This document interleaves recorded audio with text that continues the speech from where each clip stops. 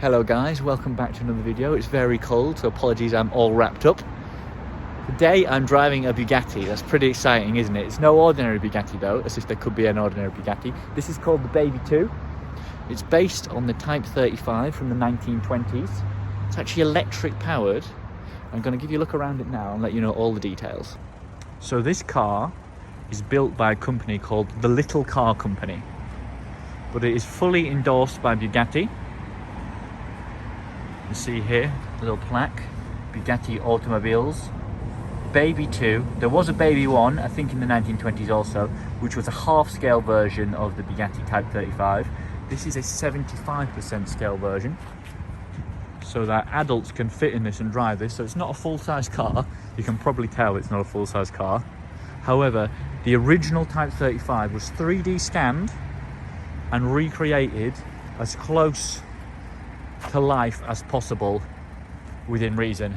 This is an electric car, so under this bonnet there is batteries, and around the back electric motors. Every little detail, like for instance they've got the exact same number of screws as the original on the wheels, real leather seats. We've got this machine dashboard, and the pattern is matched exactly to that of the Bugatti Veyron. And then the pedals down there are the same as in a Chiron, well, the same style. It does have a speed key as well, like the Chiron and the Veyron. Unfortunately, it's not there right now. That allows it to go up to 42 miles an hour, which is absolutely insane. This car comes with up to 14.5 horsepower, something like that. And it only weighs 250 kilograms, and believe me, it is a rocket ship. I'm going to take it out on the track later in the video to show you just how fast it goes. This is the Vitesse model. There are three models: the base, the Vitesse and the Persang. Vitesse is the more powerful version with carbon fibre body panels, as you can see in there.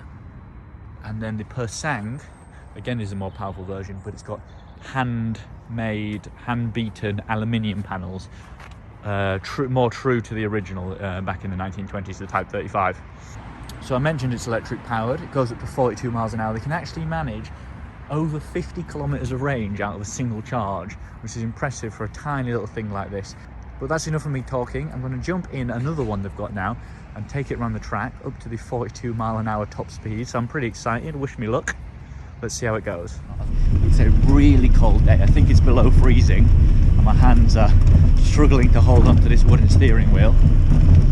It's quite bumpy around here, so hopefully you can hear me clearly. But even at low speeds, you can tell that this thing is a lot of fun. The car has several modes. It's got a child mode, which limits it, I think, to something like 1.3 horsepower. And then there's an adult mode with all of the power. So this is a 75% scale car, and I'll be honest, I'm not that comfortable.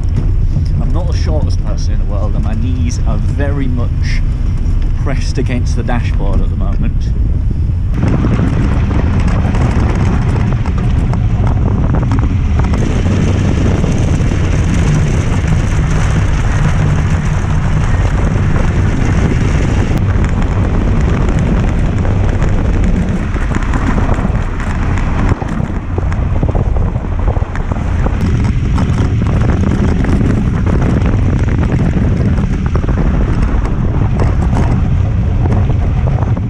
So we're back from driving it around the track, and I have to say it was fantastic. It's important to emphasize that this is not a toy car.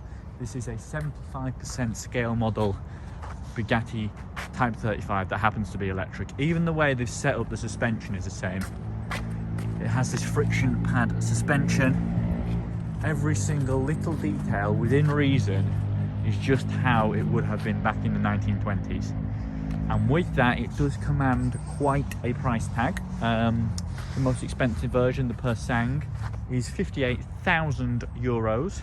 Having said that though, all 500 were sold out within just weeks of them being announced last year at the Geneva Motor Show. And I can see why, especially for the, you know, apparently they've had a lot of Chiron and Bugatti Veyron owners that have ordered these, and naturally are very rich people, and maybe 58,000 euros isn't so much to them. But the attention to detail, you can absolutely tell where all the money's gone. As I said, it's not a toy.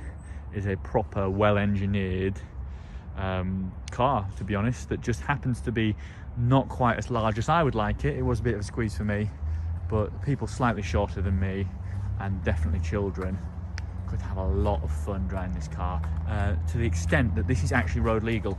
All it takes for this one is to change the tyres. These tyres aren't road legal. If you change the tyres, this can be registered as a quad bike, which is pretty impressive, isn't it? That says it all, really. So much fun.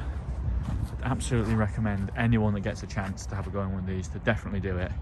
And if you happen to be really, really rich, then I can't see why you wouldn't want to buy one either. One more detail I should mention, the Bugatti badge on the nose, that is made in the same factory as the badges on the Bugatti Chiron, is actually made from silver. That's another incredible detail on this really cool little car. It's definitely worth mentioning. So this is a speed key that I mentioned, just like the speed key you would have in a Veyron or a Chiron, that would allow you to access top speed mode. That's a pretty cool little touch that allows this thing to go up to 42 miles an hour, which is pretty serious speed, especially for something without a roll cage or a seatbelt. So definitely not for the faint of heart.